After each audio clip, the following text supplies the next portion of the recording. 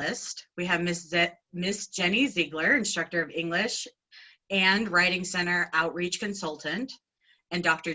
Georgette Dumont, associate professor of political science and public administration. And before we begin the presentations, I'd like to do a quick poll just to get us started. So take a moment and reflect on the following question.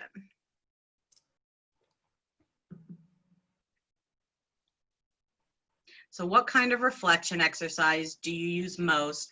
Or you can look at it as, what are you most comfortable with?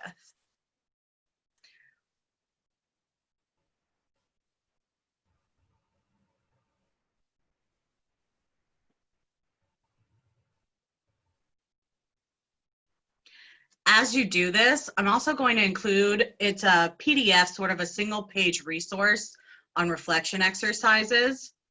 We're going to put that in the chat, and I extracted it from a larger CBL toolkit from Weber State University, and I just found it to be a really nice, quick one-page reference sheet, and I did want to share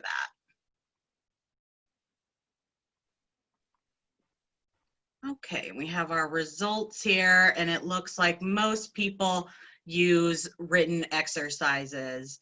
And, oh, still going. Yes, okay, so written exercises, journals, writing assignments, that sort of thing seems to be the most typical. All right, thank you.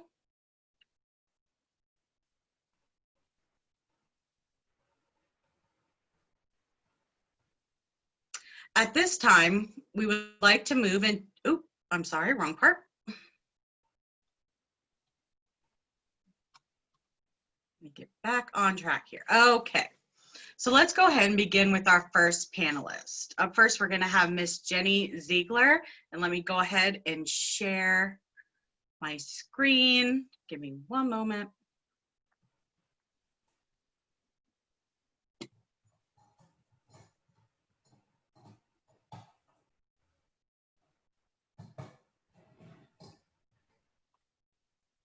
I want to share this. There we go.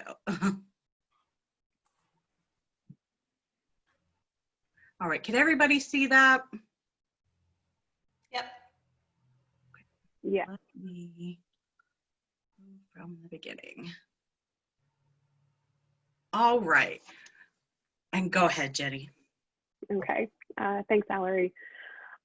So this is a PDF that covers some of the more basics of writing reflection and also designing reflection assignments.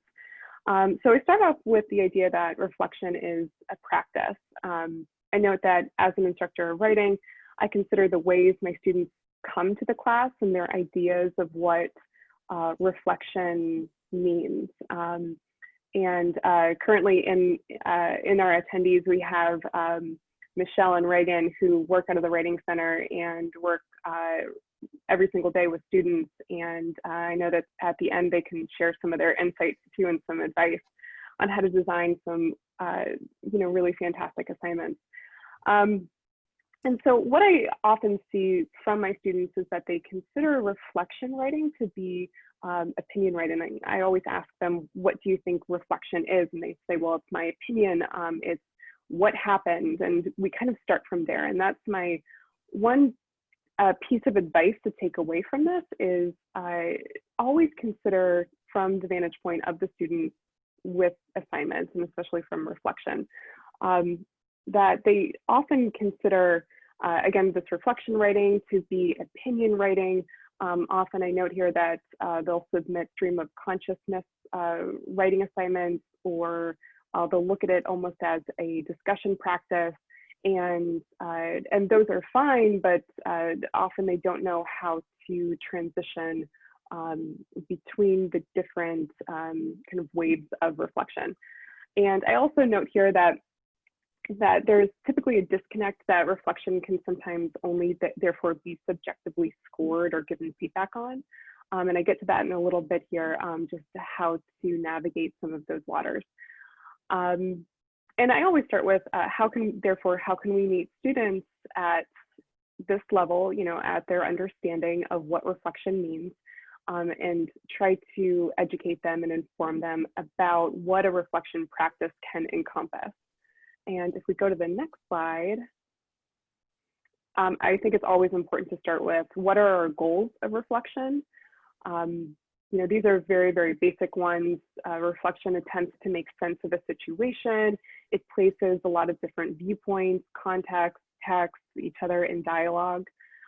It promotes self-awareness. It articulates the self, but it articulates the self in a very specific context.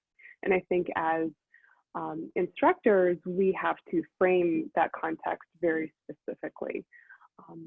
And it also, you know, this is such a wonderful skill that can be embedded in any sort of discipline. I know specifically, like for instance, in health writing, that reflection is really important to know and to master. And as well as it helps us and it helps students create knowledge, not just that they're kind of passively taking in knowledge, they're creators, they're content creators as well. And if we go to the next slide. Thanks. So I won't read through all of this, but just, you know, to think about the design of how we bring in reflection to our classes. Yes, we start with the goals. We start with the question of how do our students imagine reflection to be? What are our goals for reflection in our courses? We also then must think of, okay, well, how are we signaling to students other than this is what a reflection is? How do we give them responsible feedback? How do we score and grade these assignments then to help usher these skills up to perhaps more of a capstone level than more of just like a benchmark level?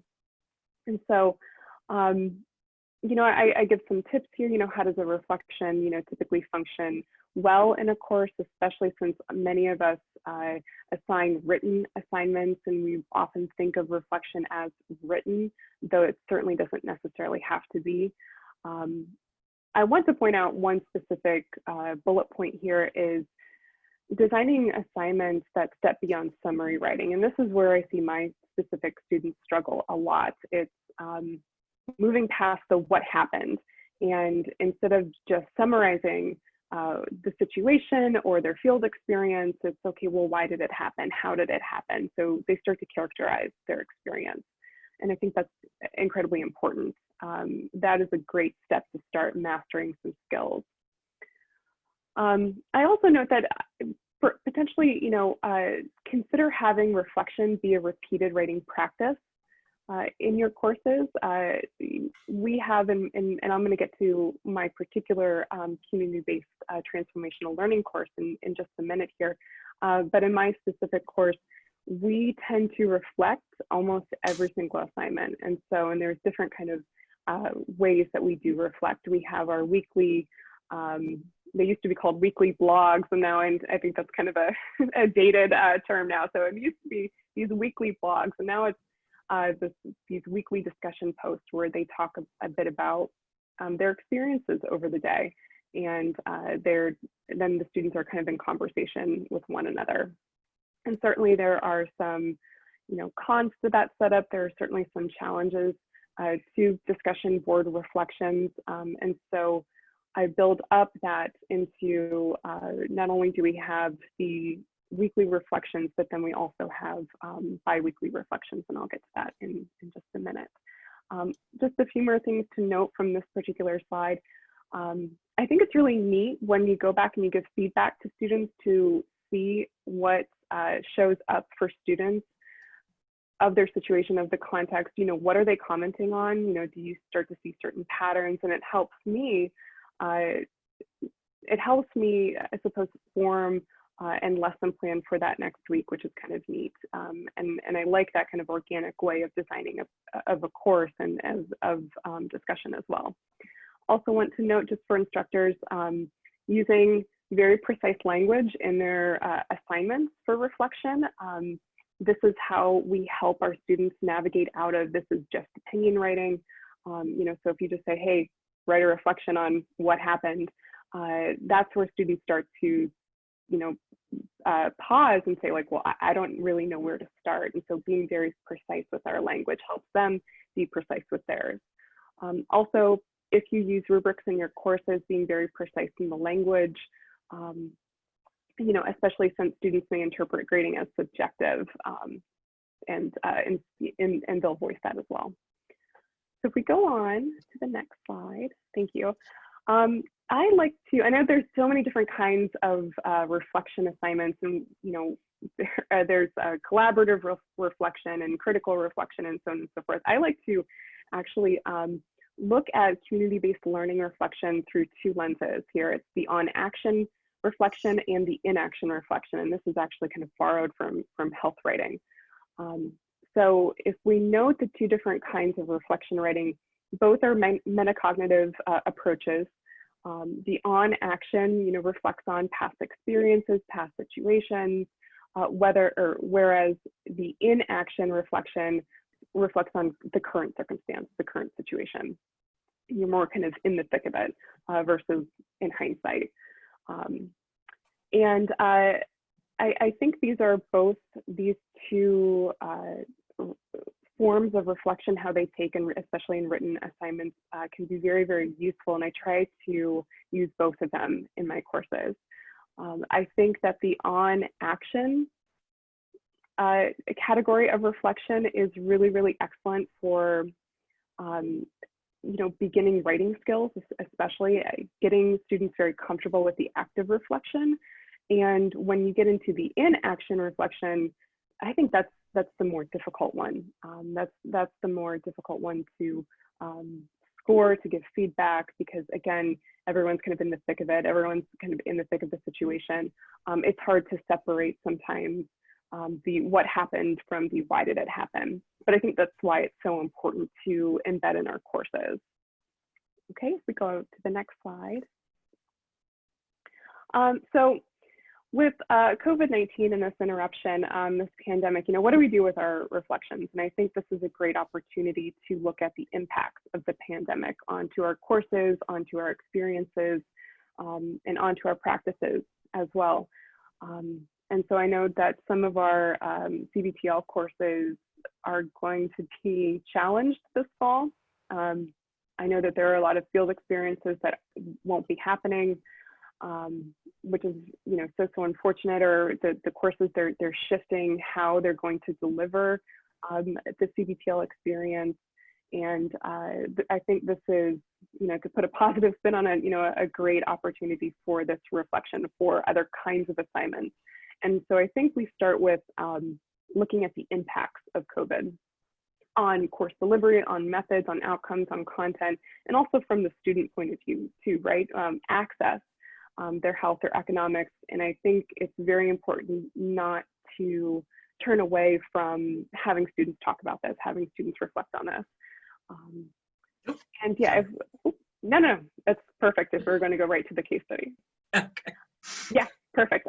So with the case study, so I'd like to use my own course, Reading Matters, which is every year is listed as a capstone experience in the English major.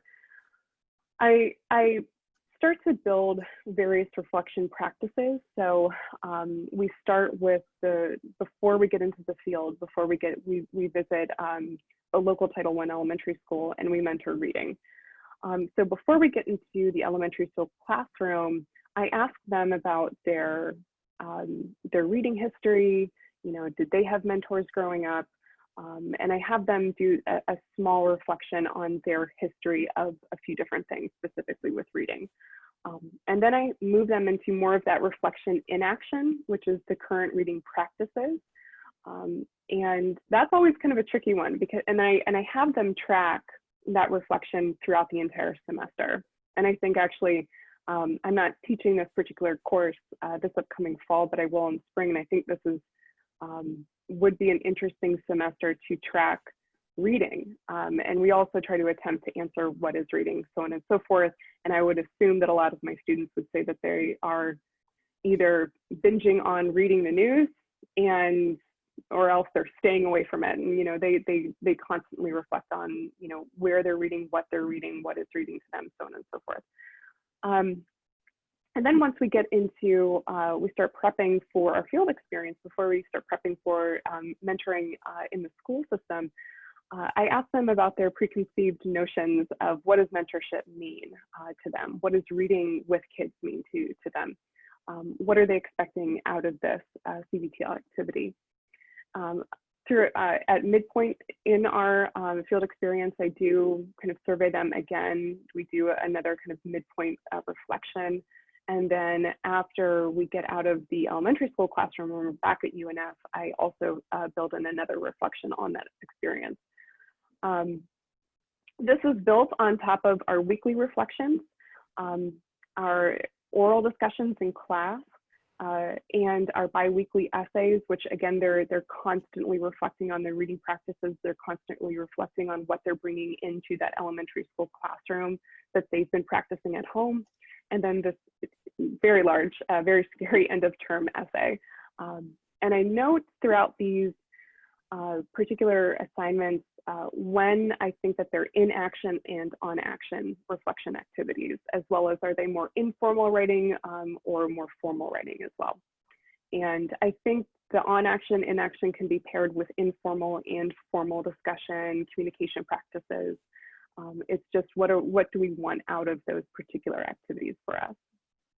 And so the big change that I would see, and especially as, you know, looking at spring and the challenge, like we might not be able to go into the elementary schools in spring.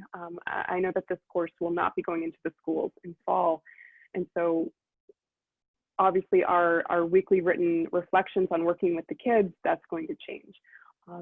And it will really depend on how we build that activity now, the community-based activity within that, which this course is built around. And so that's going to be a very large challenge. So if we go on to the next one, this is just kind of a quick checklist of, okay, so we've designed our reflection activities. And I think, again, as we think about reflection activities in this COVID-19, amidst this COVID-19 pandemic, we come back to the impacts, and I think that can be kind of paralyzing for a lot of us.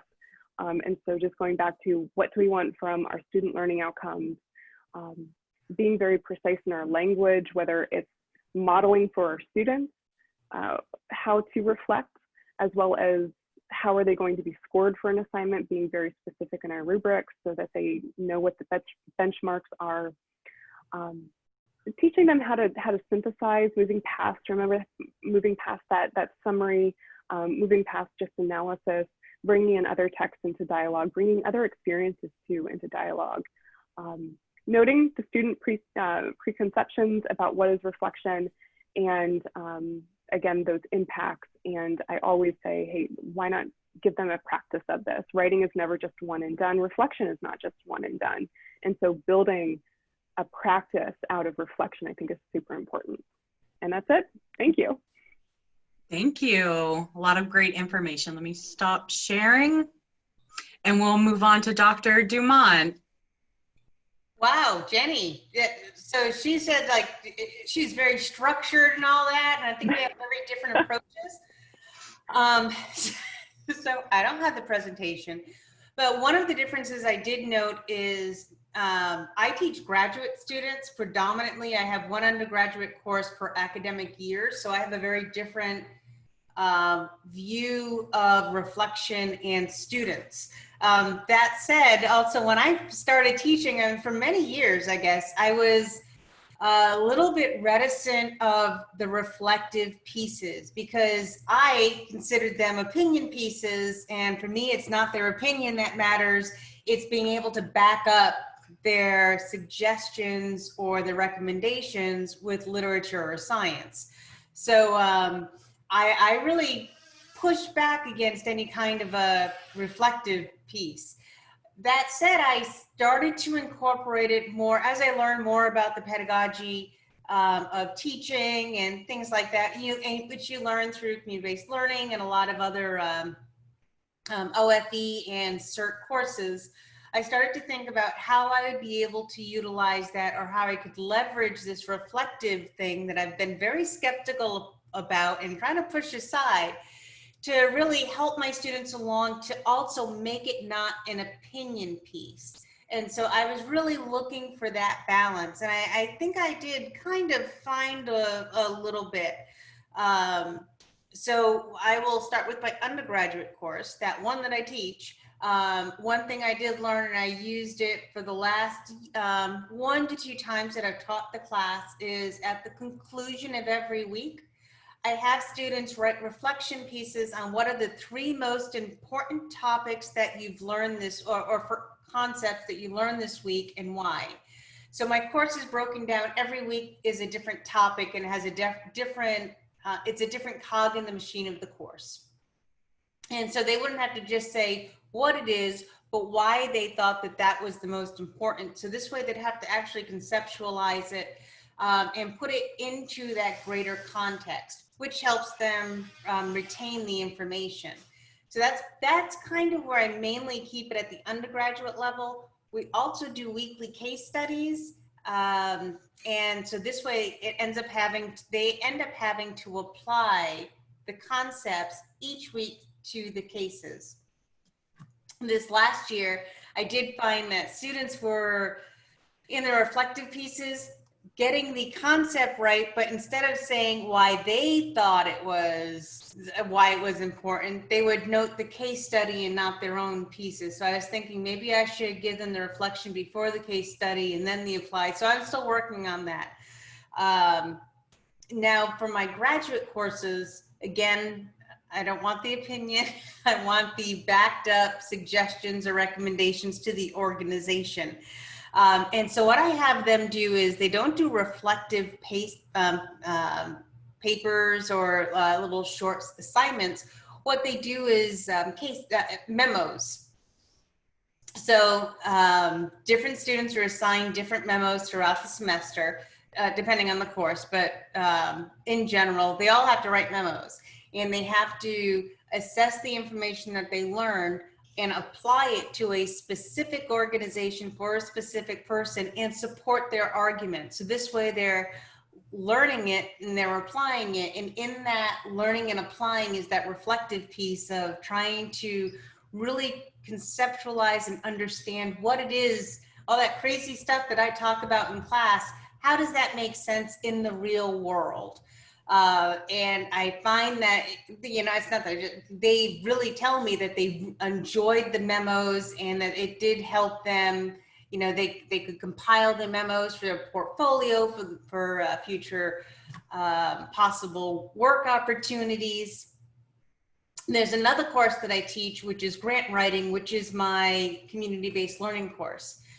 I did community-based learning this past year. This course is taught in the summer, and something happened in between last fall and this summer, and we ended up revising the whole thing.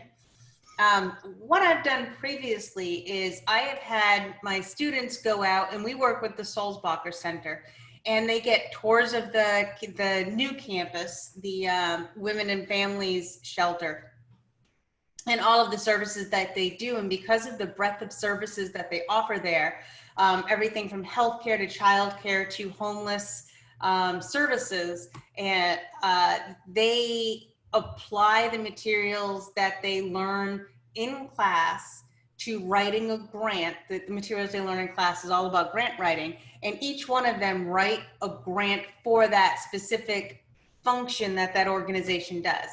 In the past, they've all submitted their draft grants, and I submit them all to the Sulzbacher Center, and Sulzbacher can then use them, not use them, reformat them, get them submission ready, and then they can submit to be able to win those awards. The goal there is for the students to not only say that they've taken a grant writing course, it's also to say that they've actually written a grant and it was submitted. And hopefully that it was won. This year was different, to say the least. And so Sulzbacher was a little bit on the busy side this year because of COVID-19. And I didn't want to take up more of their precious resources, mainly time, to try and drag them into a class and do virtual tours and walk through the camp. And so what I ended up doing is I had all the students individually choose their own nonprofit. So a lot of my students work for a nonprofit organization, and all except for 2 chose to do that. three of the students. So two of the students, I helped them find an organization to write a grant for, and the third found his own organization to write a grant for. And we went through the process like that. And so again, the students were always applying the concepts learned with the actual organization. So it's different for every student. And I found it to be useful. The reviews were good. I wish I could have, and for me, this is more of a, on the academic side, I wish I could have given them more. And I'm sure all of us are feeling like we're missing something. It's not just the students are missing something right now, but we're missing that connection with the students as well. So I'm very conscious of that. But with regard back to the other classes and the student reflections, when I do have them write it out, one of the main takeaways for me is I can see what they're understanding and what they're not understanding and how they're not understanding it because they're putting it into their own words.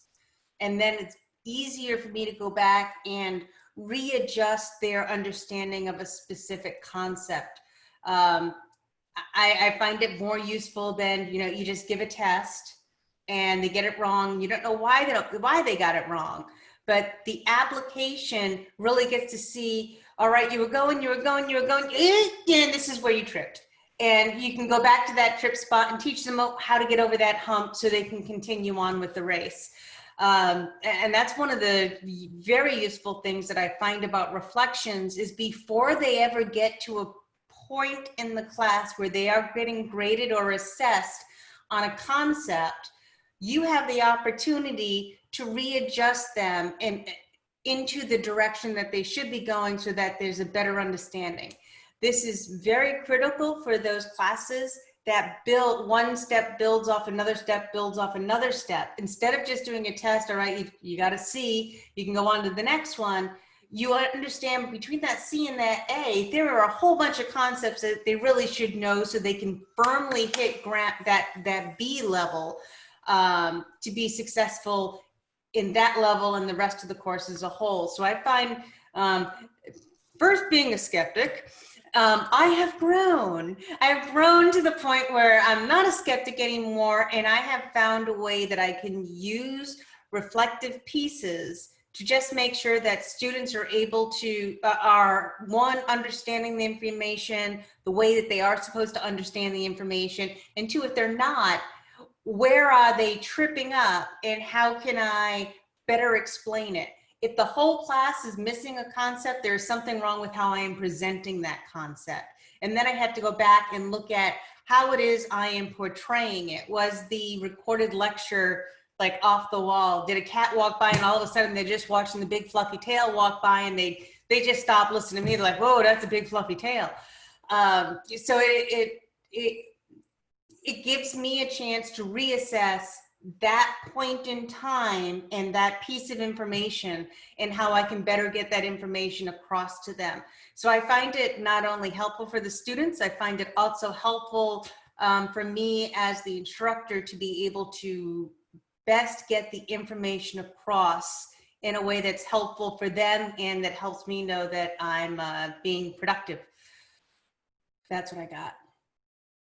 No cool slides. And I didn't even get a fluffy cat tail. I came close. There was a cat over there trying to eat the chives, and cats shouldn't eat chives. So I was trying to shoo him away while Jenny was talking. And then I don't know where I went, but no fluffy tail. Sorry. It's okay, because you probably would have lost the whole thing what I was trying to talk about. Well, thank you. I appreciate it. Some of the big takeaways I got from both of your presentations were, scaffolding the reflections for your students, and the fact that you're constantly reworking them if they don't work the first time. So I think those are really important points. Okay, well, thank you for that. So I think now is a good time to launch our second poll. So after taking into account some of the examples and the recommendations you've heard from our panelists, take a little moment and just sort of reflect on your own reflections. So we'll go ahead and we'll launch poll 2. do you anticipate changing your reflection assignments due to COVID-19? So just kind of take a minute. This is sort of a quick one.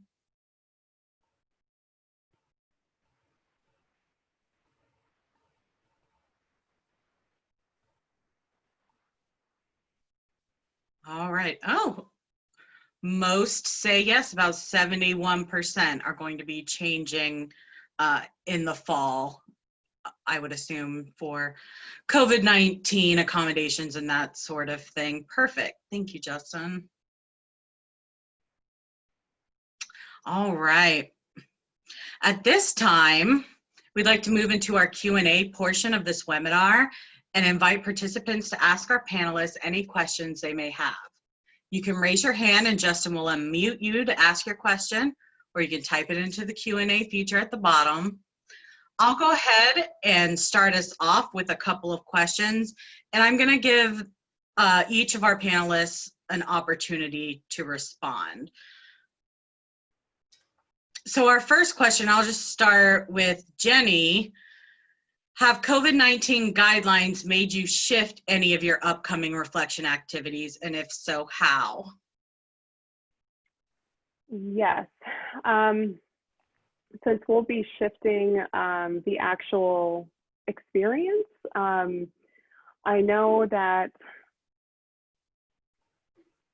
it'll be a lot less, we'll have a lot less written reflection, I believe, and I think I'm going to start shifting to having more oral discussions, since we potentially, and especially in the spring, or well, especially in the fall, but when I picked back up the Reading Matters class in the spring, we won't be going into the classroom, and so we'll be more, depending, I suppose, either remote synchronous classes on Zoom, or in a UNF classroom. We'll be able to talk a bit more with each other, which typically doesn't happen for about 10 weeks in the class, where we're individually mentoring elementary school kids. And so we lose a lot of that class time and opportunities to discuss with one another about the various practices, about reading, so on and so forth. It's we shift a lot of our discussion and a lot of our reflection online or into written assignments. And so I am thinking about having a lot more standard, I suppose, oral discussion. So that's one thing. Thank you. Georgette, same question? In my fall classes, there are no community-based classes that I'm teaching in the fall, and I will keep up. For me, especially at the graduate level, application of the concepts is critical.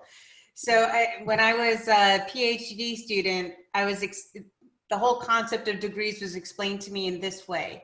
Undergraduates are sponges soaking up all the information. Master's students squeeze out the sponge. So it's like what you do with that, you know, how you apply that information. And then PhDs, we build the sponge. So I'm at squeezing the sponge stage, and the squeezing of the sponge is really the application of that material. So they will still do memos, and we do a lot of I guess now will be Zoom discussions on the application of the concepts, just more writ large, in general, not to a specific organization. And the students really like that. One thing I would like to note is when in the spring, when we kind of shifted, you know, face-to-face to online, my graduate, so my graduate intro to the Masters of Public Administration program course. We still did the apply, we did our discussions, we talked about the readings and all that, and I would have the lecture recorded online. But they really wanted to spend most of the class just talking. And for them, it ended up being reflecting and discussing how COVID-19 was impacting them. And for certain aspects, we could work that back into the materials. I teach public and nonprofit management. So if you are the head of a public agency, how would you deal with this? So a public agency like UNF, how would you deal with this if your students were going through what you're going through as students? So, I mean, it's a little bit easier. with the topic that I teach, to get them to understand the application from a management and leadership perspective, with them being the recipients of what the leadership is producing currently. So we'd break into those kind of concepts, but with course materials, still ended up being the memos, still a lot of class discussions. And I see the same thing happening in the fall. One aspect I think is going to be a little bit different is because we're remote instruction, not online, because we're remote instruction now, it is easier for me to bring in guest speakers. It's not that it wasn't easier before, like they could always come to campus. I also teach downtown, or they can go downtown and go to classes there, but then there's also the commute time and parking and everything else. So it takes a larger chunk of the guest speaker's time to be able to commit to something like that. So I'm hoping this fall, I try and look at things as opportunities, not challenges, they're opportunities. And I have a better opportunity to not only bring in community leaders from the public and nonprofit sector, but also former students to come in and discuss what their experiences are, either about that weekly topic or something else that students are curious about, to be able to share it with the students. So that's something that I'm looking forward to with the fall, is the ability to be able to broaden my students' horizons. Even though they physically aren't going to those campuses, they will virtually be getting a greater breadth of what's going on out there. Great, thank you. That actually leads into my next question, which is, in your opinion, what are the greatest opportunities regarding CBL reflection activity in the fall? And I know, Georgia, you just commented on a few, so I will open this up to Jenny. First, let me say I'm so glad Justin captured that quote from Georgette in the chat here about the sponges. I'm gonna remember that. I love that. So I think, you know, reflection is so important. I love Georgette's point with, you know, reading our students' reflections certainly helps us, you know, navigate our lesson planning. It functions as checkpoints. I love that idea. And I think that's going to be really important for instructors in you know, this upcoming academic year, to have that constant check-in, how much students are retaining, you know, the knowledge that they're, you know, receiving in our courses. You know, if there's particularly, you know, a tough week, you know, if, you know, I know that we're transitioning to remote work, you know, past Thanksgiving, and if even that happens sooner, you know, making sure that we're staying on top of, you know, how students are navigating kind of that shift, if they are shifting. And I think that's going to be, you know, I think turning that into an opportunity rather than, you know, a challenge. And I think that building in very mindful reflections, depending on the courses, depending on the population, depending on the content, you know, I think it's going to be very positive for fall and for spring. Yeah, thank you. I want to open it up to any attendees or participants that might want to ask a question. So I'll kind of pause for a moment to see if we get anyone.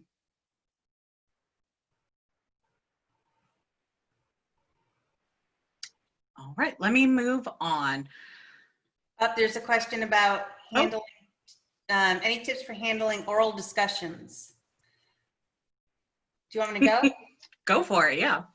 So with oral discussions, if it's a whole class, and my classes can be 25 to 30 students, and some of these are graduate courses, there is a rubric, and early on students note that I know their names. And I know a lot of us get emails from those higher up saying you should learn student names, it helps with metrics, they feel more accountable. They do. Yeah.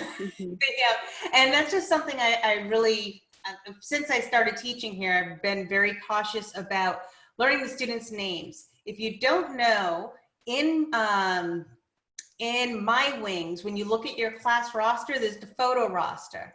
and roster. I'm a New Englander. There's the photo roster, and you can print out what all your students look like. And I have fun with this. So at the beginning of the school year, I print it out and I look at them and I'm like, nope, you don't look like this. And so I just, and I rearrange their photo. And you know, a lot of them haven't done their photos, just have an osprey. So I just freehand them. And so I have my own little notations of how to identify the students. And I really try hard to learn all of their names. That's very important because when they are discussing things in class, I jot down who's speaking. And then I also have a rubric for class discussions for like, are you just saying, yeah, I agree, like, cool, dude? Or is it something a little bit more substantive? Yeah, well, I understood this is what they meant, or this is how I'm understanding that. And so they get like a check plus. And I use that, and the students realize I am now, what they say in class counts towards their grades. And that's what matters to them. And so by making that connection, they make sure that, one, if I get their name wrong, so when they raise their hand, I'm like, yes, John. He's like, nope, Eric. The conversation's going like, you got my name right? And so they have more skin in the game to make sure that you are involved with the class discussion. So it's one, learning your students' names, two, having a rubric as to how you recognize the contribution of that discussion to the class. And then the students, once they realize it matters, they make sure you know what their name is. All right, yeah, very good advice. Do you do it kind of the same way? So on Zoom, is the expectation that they will unmute and speak, or are you allowing them to kind of put in the chat box? Oh no, it's all spoken. I don't have a TA. My students are other people's TAs, so I cannot watch the chat box and keep going with the class at the same time. So there's an expectation that, you know, you raise your virtual hand, you let me know that you need to say something, and the same method goes there, except in Zoom, your name is printed on the bottom of your little box. Fabulous. It's like every student having a little name tag on their desk. Yeah, I do like that feature. This question I will go to Jenny. What do you believe your biggest barriers to reflection is going to be in the fall? Probably not having, you know, physical classes is you know, shifting my entire way of thinking about the courses themselves. I'm supposed to be teaching a writing workshop, and which is always has been traditionally in the classroom, but I've shifted it to remote instruction, and so that's going to be interesting. And I'm still thinking about how I'm going to be managing the online discussions as well. Yeah, I think Michelle had a question. Oh, go ahead, Michelle. Is it in the chat? What role do you see for writing consultations? It's a good question. Can y'all hear me now? Yep. Yes, go ahead. Yeah, I just in the Writing Center, you know, we work with everybody at all levels. And so it's interesting that, Jenny, you have one group for the Reading Matters.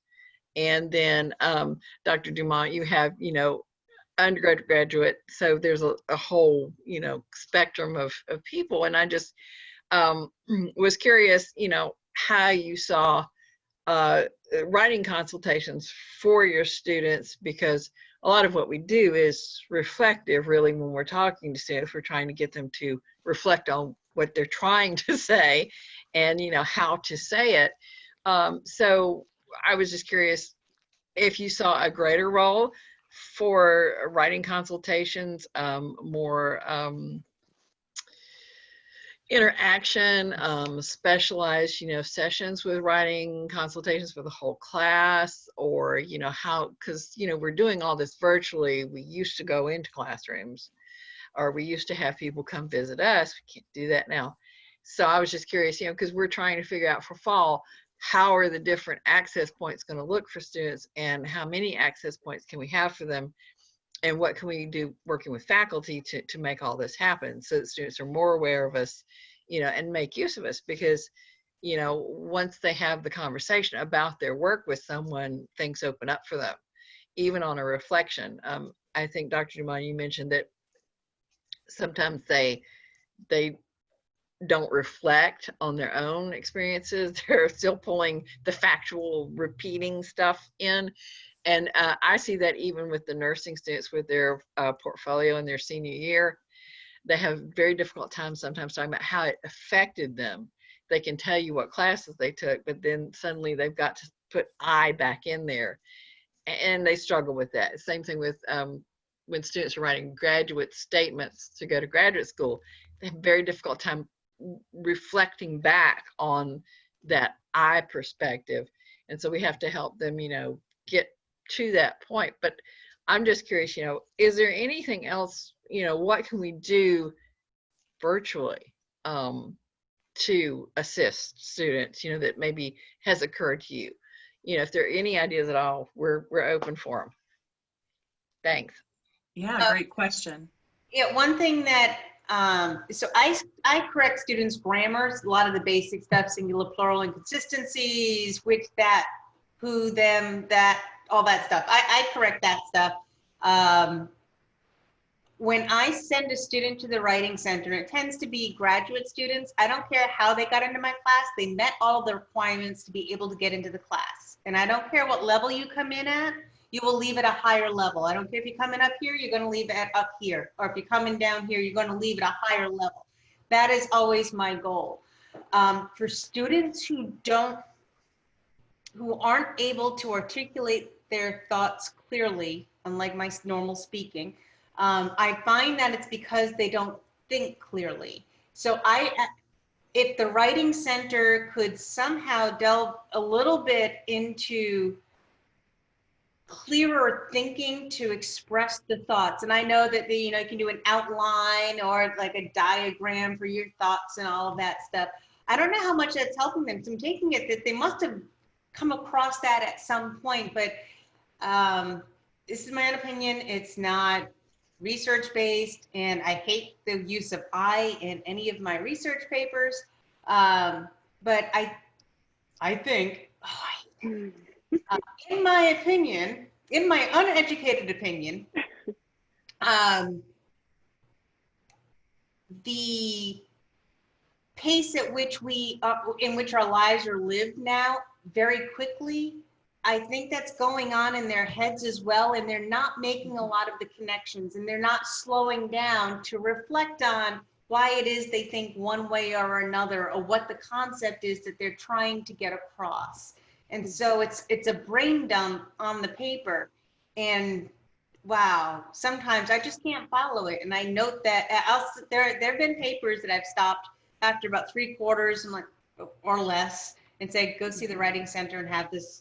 You need to talk to somebody about this, because this is at a higher level than I can do with correcting grammar and phraseology and teaching you about paragraphs. I do all of that stuff, but then there's this other level that's just so much deeper that I would love to help, but I don't know how to get students to think clearly.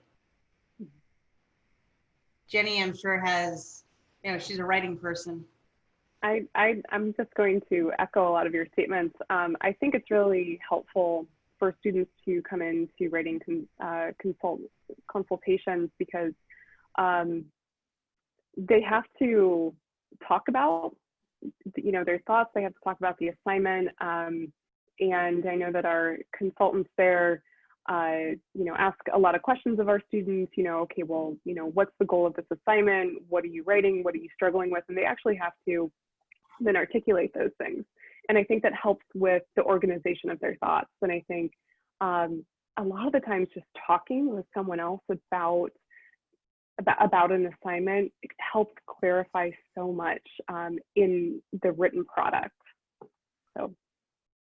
So you just, I noted, I think something that might help faculty is if they know what kind of questions students are asked when they go into the writing center. So when we refer a student to the Writing Center, we can at least provide them with a framework if they were not able to identify it in the syllabus or the assignment. That's great. Yeah. Thank you. Melinda, I feel like you have a question. Yes, I want to introduce myself. I'm Melinda Rojas, and I am graduate student support. So I mainly see graduate students and multilingual learners. I'm also multilingual support. Those are my two main populations I work with. And a lot of what I help graduate students do is work on their metacognitive strategies.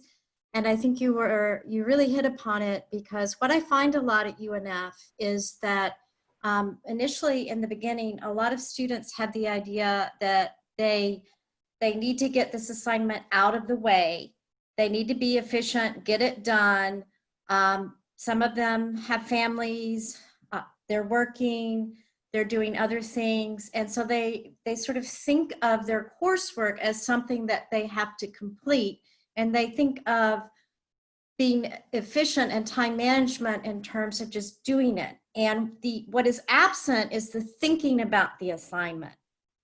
So you were saying you'd like to know what students ask at the Writing Center, and over, they don't understand the purpose of a task.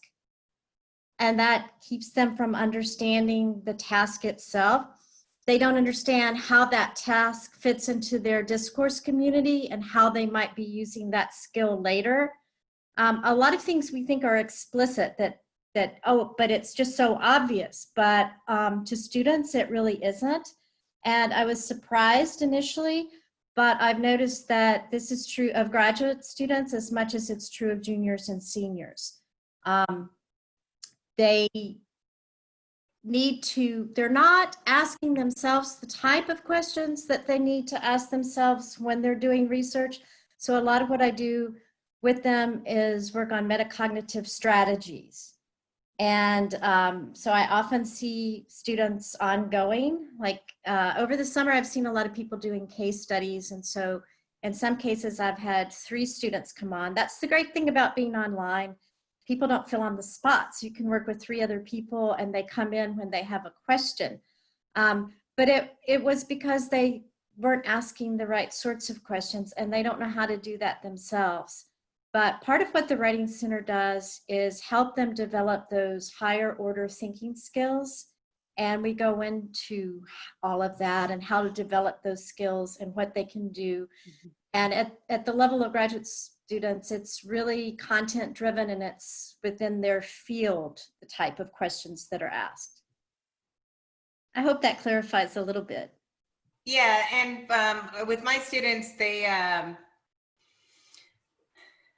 all write. So on the first day of class, everybody's given a promotion. They are the executive director of any local nonprofit they want to be the executive director of. And each writing prompt is a memo from the board of directors of that organization asking them very specific things. So they know who their audience is. They know what it is that they're supposed to answer. And it's just getting that information across. The vast majority of my students don't have a problem with that. There are some whose writing skills are just not quite where many other students who are in a graduate program's writing skills are. I also, at the beginning of every class, and every class is different, I have a visual diagram of every week's topic, and I have a picture of the class as a whole. So this way, at the beginning of every week, students see how this fits into that larger picture. Internal, external, structural, or if they're concentric circles, depending on the class, every class has a different design as to how all of the topics in the course fit together as to what they need to know by the end of the course. I know not everybody does that. I'm a big believer in visualizations, and if you can draw a picture of your course and show that at the beginning of every class and highlight where you are, it gives the students context for them to be able to conceptualize what it is I'm learning and why I'm learning this and how it fits into that larger picture of what the course is as a whole. And it's just fun to play with all the tools. Great, thank you. I think we have time probably for one more question. I want to open that up to attendees before I ask one. Okay. So this question is, what advice would you give to maybe new faculty or someone just beginning their CBL journey in the fall regarding developing a reflection? We'll start with Jenny, and if you need a moment to kind of ponder, that's fine too. Just take a look at what your goals are for that reflection. Actually, Georgia, I'm going to steal your visualization idea too. I love that idea. And seeing where that reflection fits within the content, within the course, and again, potentially making it a practice throughout the entire semester, having multiple different kinds of reflections, just being very explicit in the assignment as well as the rubrics on, not only what you're designing, but why you're designing it. I look at course reflection. I'm glad you like the idea of the pictures. Sometimes it is really challenging to visualize a picture for the course. Just gonna give you a heads up there. I spent weeks struggling on a picture. But with regard to the question, what I would recommend is, I agree with Jenny, figure out what it is that you're trying to achieve from that. And think about reflections not only as students gaining a deeper understanding of the content, but look at it as a feedback loop back into your own techniques of trying to relay that information out. None of us are perfect at what we do. And the exciting part of what we do is a lot of us keep doing it every year and the same courses, and we can revive and adjust and manipulate in different ways to be able to see what works best.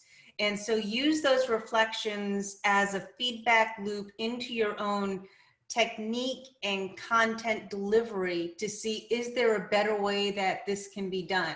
Over time, you get a beautiful little bucket of data that you can figure out what works best, what doesn't work best, and how to always like readjust on the edges.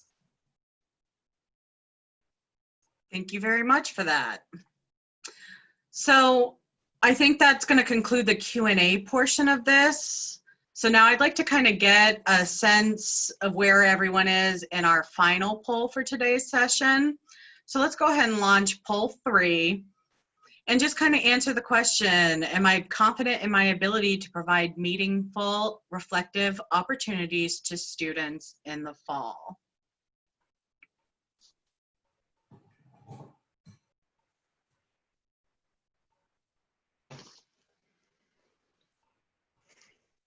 I'm just going to jump in here for real quick. Justin, I think you should be like with me in conferences on Twitter to put these little summaries in there. I am not talented enough to be able to listen and get these things in. I've tried and wow, I'm bad.